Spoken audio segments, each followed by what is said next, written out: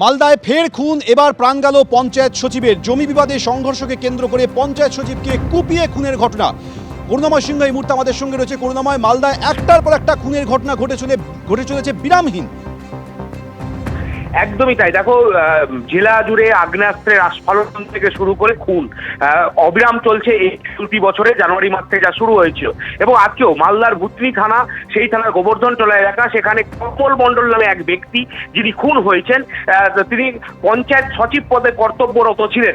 তোমাকে বলে রাখি যে জমি সংক্রান্ত বিবাদ দুটি পরিবারের মধ্যে, এবং সেই বিবাদকে কেন্দ্র করে রক্তারক্তি কাণ্ড, একটি পরিবার আরেকটি পরিবারের উপর হামলা চালায় এবং এই ঘটনায় কমল মণ্ডলের মৃত্যু হয়েছে এবং গুরুতর জখম হয়েছেন আরো 6 জন, যার মধ্যে কমল মণ্ডলের পরিবারেরই রয়েছেন 5 জন, যারা এই মুহূর্তে মানিকচক হাসপাতাল এবং মালদা মেডিকেল কলেজ হাসপাতাল সেখানে চিকিৎসাধীন অবস্থায় রয়েছেন।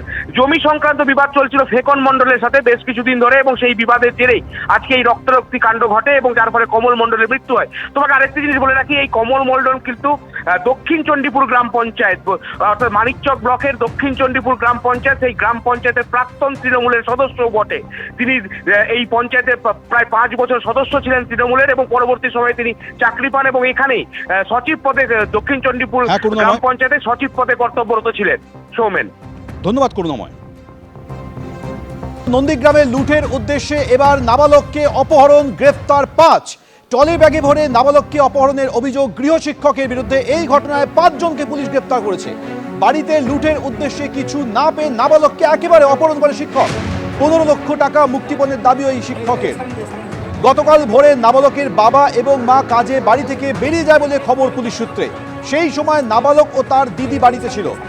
বাড়িতে কেউ না থাকার সুযোগে নাবালককে অপহরণ করে ওই শিক্ষক। পুলিশ অভিযান চালিয়ে গতকাল দুপুরে নাবালককে উদ্ধার করে। অপহরণের ঘটনায় গ্রেপ্তার করা হয় শিক্ষক, শিক্ষকের স্ত্রী, তার মা, শিক্ষকের বন্ধু এবং বান্ধবী, অর্থাৎ মোট 5 জনকে গ্রেপ্তার করা হয়েছে। এই ঘটনাটি নন্দীগ্রামে লুটের উদ্দেশ্যেই নাবালককে অপহরণ করা হয়। তারপর পুলিশ তদন্ত নামে গতকাল দুপুরে এই নাবালককে পুলিশ উদ্ধার করে 5 জনকে গ্রেপ্তার করা হয়।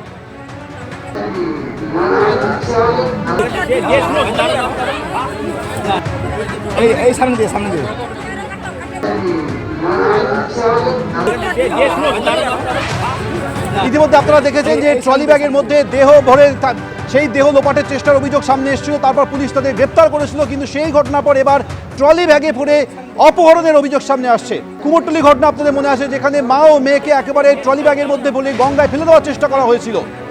সেই ঘটনার পর চাঞ্চল্য ছড়িয়ে, এবং সেই ঘটনার পর এবার ট্রলি ব্যাগে ভরে অপহরণের চেষ্টা।